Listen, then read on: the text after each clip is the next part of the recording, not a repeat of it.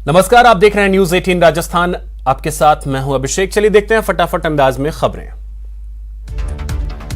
बस्ती में लूट की नीयत से 4 नकाबपोश लुटेरे अस्पताल में घुस आए। लुटेरों ने अस्पताल में मौजूद नर्सिंग कर्मियों पर देसी कट्टा तान दिया और रुपयों की मांग की।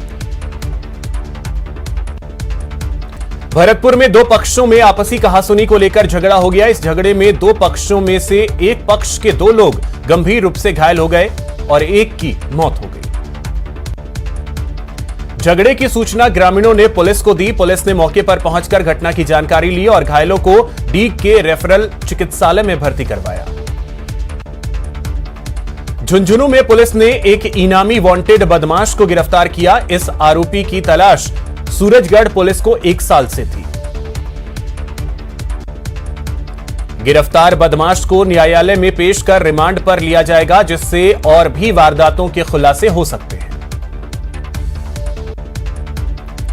कोटा में जमीन विवाद को लेकर एक युवक की हत्या कर दी गई। बदमाशों ने धारदार हथियार से वार कर युवक को मौत के घाट उतार दिया।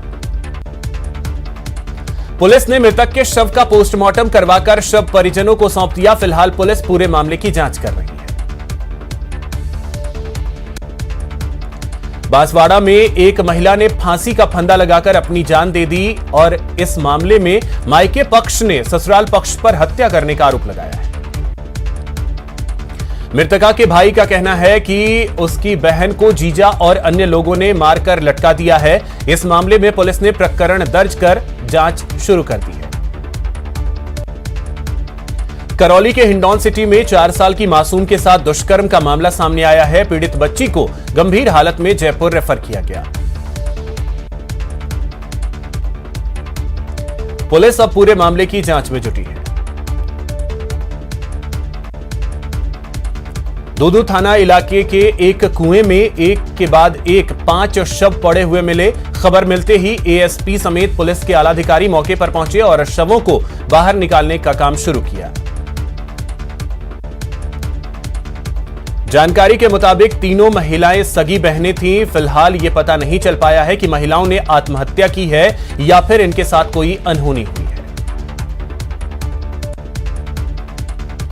धौलपुर में अज्ञात बदमाश ने व्यापारी को चिट्ठी भेजकर 5 लाख की फिरौती मांगी है और फिरौती न देने पर जान से मारने की धमकी दी। पीड़ित व्यापारी अशोक वैश्य ने बाड़ी थाने में मामला दर्ज कराया है, जिसके बाद पुलिस मामले की जांच कर रही है। झुंझुनू में कुछ बदमाश कमरे का ताला तोड़कर अलमारी में रखे 1,90,000 रुपए और सोने चांदी के जेवर लेकर फरार हो गए। मौके पर पहुंची पुलिस ने घटनास्थल का मुआयना किया।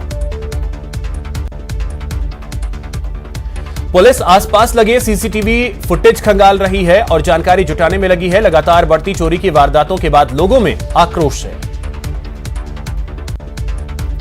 चूरू में डीएसटी टीम ने एक युवक की हत्या के मामले में मुख्य आरोपी और 2 अन्य को अवैध हथियारों के साथ गिरफ्तार किया। फिलहाल पुलिस आरोपियों से पूछताछ कर रही है। प्रतापगढ़ में पुलिस ने कार्रवाई करते हुए चोरी के 2 आरोपियों को गिरफ्तार किया है। दोनों आरोपी अपने साथियों के साथ मिलकर 10 क्विंटल लोहे के सरिये चुरा कर ले गए थे। पुलिस की पूछताछ में दोनों आरोपियों ने अपने साथियों के साथ मिलकर चोरी की वारदात को अंजाम देना स्वीकार कर लिया। बाड़मेर में पेट्रोल पंप पर बदमाशों ने तोड़फोड़ कर सेल्समैन के साथ मारपीट की। पुलिस ने पीड़ित की रिपोर्ट के आधार पर मामला दर्ज कर जांच शुरू कर दी है। पूरी वारदात सीसीटीवी कैमरे में कैद हो गई। पुलिस सीसीटीवी फुटेज के आधार पर आरोपियों की तलाश कर रही है। जोधपुर में एक चोर थाने के पास से एक बाइक चुरा ले गया। चोरी की यह वारदात सीसीटीवी कैमरे में कैद हो गई।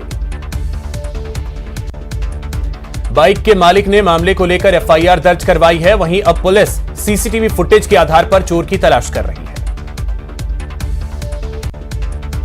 भरतपुर में अवैध खनन कर ले जा रहे माफियाओं को जब नाकेदारों ने रोका तो खनन माफियाओं ने नाकेदारों के साथ जमकर मारपीट की और मौके पर लगे नाके में आग लगा दी।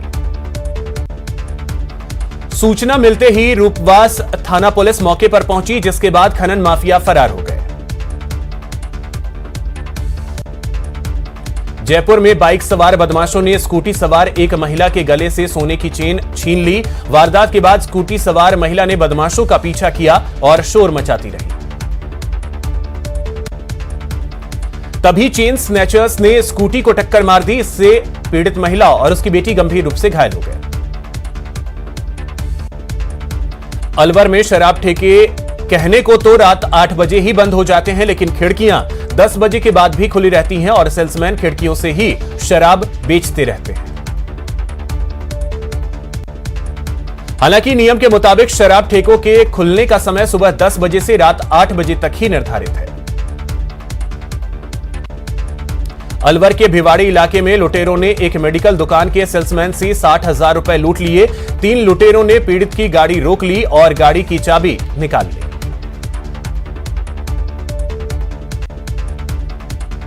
इसके बाद डरा धमकाकर कार में रखे कई सामान और रुपयों से भरा बैग छीन लिया। मौके पर पहुंची पुलिस ने लुटेरों की तलाश शुरू कर दी है।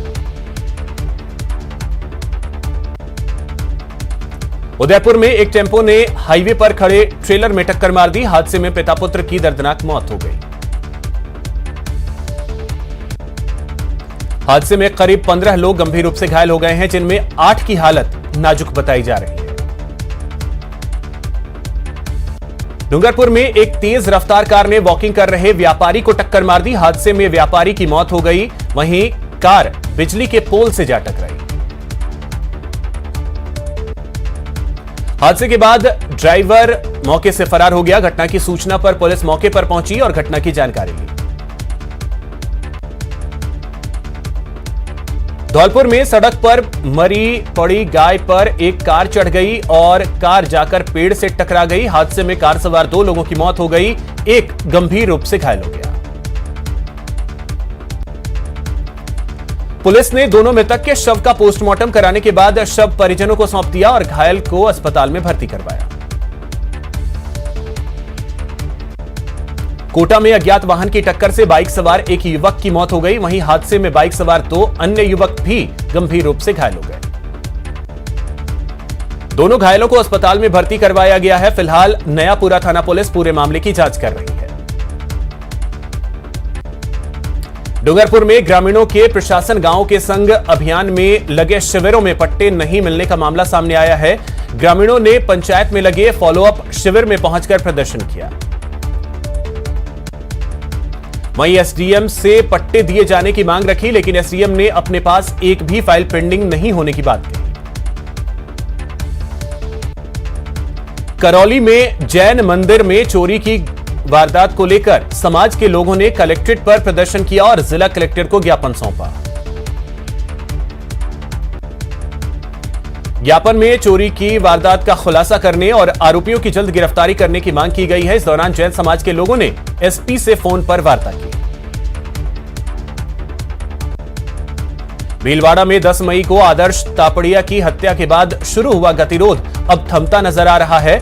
धरने पर बैठे बीजेपी सहित कई दूसरे संगठनों ने धरना समाप्ति की घोषणा कर दी है। आंदोलनकारियों और प्रशासन के बीच वार्ता के बाद सहमति बनी और बीजेपी के जिलाध्यक्ष ने धरना समाप्ति का ऐलान कर दिया। श्रीगंगानगर की फल सब्जी मंडी के थोक व्यापारियों की हड़ताल लगातार दूसरे दिन भी जारी है। उनका कहना है कि जब तक फल विक्रेता की दुकान में हमला करने वालों को गिरफ्तार नहीं किया जाता है, तब तक धरना जारी रहेगा। हालांकि पुलिस ने 3 हमलावरों को गिरफ्तार कर लिया है, लेकिन फल सब्जी विक्रेताओं ने इस वारदात में शामिल सभी आरोपियों को गिरफ्तार करने की मांग की। श्रीगंगानगर के Suratgarh super thermal power plant के तकनीकी कार्मिकों का धरना बीते 100 दिनों से जारी है। इंटक के प्रदेश महामंत्री ने बताया कि प्रमोशन पॉलिसी के आदेश में देरी की जा रही है, जबकि उनको उत्पादन निगम में सेवा करते हुए 23 साल हो गए हैं, लेकिन आज तक प्रमोशन नहीं हुआ। अलवर में रोडवेज कर्मचारियों ने उच्च प्रबंधन की कार्यशैली के खिलाफ विरोध प्रदर्शन किया। इस दौरान कर्मचारियों ने निगम प्रशासन होश में आओ के नारे लगाए। रोडवेज कर्मचारी संघर्ष समिति के सदस्य ने बताया कि निम्न वर्ग के कर्मचारियों का अलवर से 500 किलोमीटर तक ट्रांसफर किया जा रहा है। जैसलमेर कलेक्टर ने ओढ़ानिया और भादरिया ग्राम पंचायतों के विकास कार्यों का आकस्मिक निरीक्षण किया और व्यवस्थाओं का जायजा लिया। कलेक्टर के ओढ़ानिया पहुंचने पर सरपंच गजेंद्र रत्नू ने स्वागत किया। कलेक्टर ने तालाबों पर काम कर रहे श्रमिकों से संवाद किया। उदयपुर में रीट लेवल 1 के अस्थायी चयनित अभ्यर्थियों की नियुक्ति के लिए अभ्यर्थियों की काउंसलिंग शुरू हो गई है। 30 मई को टीएसपी एरिया और नॉन टीएसपी एरिया के अभ्यर्थियों की काउंसलिंग होगी। प्रदेश के वरिष्ठ उप शासन सचिव गृह प्रतापगढ़ ने जिला कारागृह का निरीक्षण किया। इस दौरान उन्हें वहां गार्ड ऑफ ऑनर दिया गया। इस दौरान उप सचिव ने नियुक्त जेल कमेटी के सदस्यों की बैठक ली और कैदियों के कल्याण और उत्थान के लिए विचार विमर्श किया। मुख्यमंत्री अशोक गहलोत नागौर के रेण गांव में एक धार्मिक कार्यक्रम में शामिल होंगे, जिसके बाद सीएम हेलीकॉप्टर के जरिए जयपुर के लिए रवाना हो जाएंगे।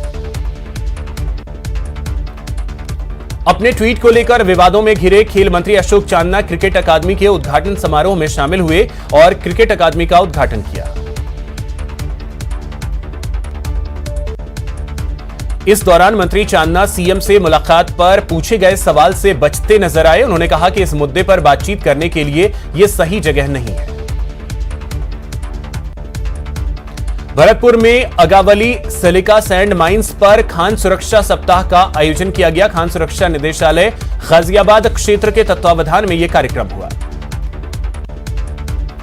इस दौरान खान सुरक्षा निदेशक और उपनिदेशक ने खदान का दौरा किया और सुरक्षा के सभी मापदंडों का निरीक्षण किया। कोटा में बाल सुधार गृह से 2 बच्चे 6 फीट की दीवार फांदकर भाग गए। दोनों को 1 हफ्ते पहले ही संस्थान में प्रवेश दिलाया गया था। बाल कल्याण समिति के सदस्य मधुबाला शर्मा ने बताया कि संस्थान में खामियां मिलने पर सचिव को पाबंद किया है और इस संबंध में थाने में शिकायत दी गई है। राजस्थान सरकार में पर्यटन मंत्री विश्वेंद्र सिंह सरिस्का पहुंचे, जहां सरिस्का के अधिकारियों ने उनका स्वागत किया। इस दौरान उन्हें बाघ ST9 की साइटिंग भी हुई। बाघ देखकर पर्यटन मंत्री खासे खुश नजर आए। सरिस्का पहुंचने के बाद उन्होंने सरिस्का में अधिकारियों से भी बातचीत की। सिरोही में बस स्टैंड, पुलिस चौकी के पास और ढाबे पर सट्टा खेलने वाले और दलालों का जमावड़ा लगा रहता है। पुलिस छोटे आरोपियों को तो गिरफ्तार कर लेती है, लेकिन बड़े खिलाड़ियों को नहीं पकड़ पाती। अजमेर में चुप्पी तोड़ो अभियान के तहत आज मास्टर्स ट्रेनर्स के साथ कलेक्टर ने संवाद किया। इन प्रशिक्षित ट्रेनर्स के जरिए जिले के सभी स्कूलों में जाकर माहवारी के दौरान स्वच्छता के बारे में छात्राओं को जागरूक किया जाएगा, जिससे उनका शारीरिक और मानसिक विकास हो सके। बता दें कि आज अंतर्राष्ट्रीय माहवारी स्वच्छता दिवस है।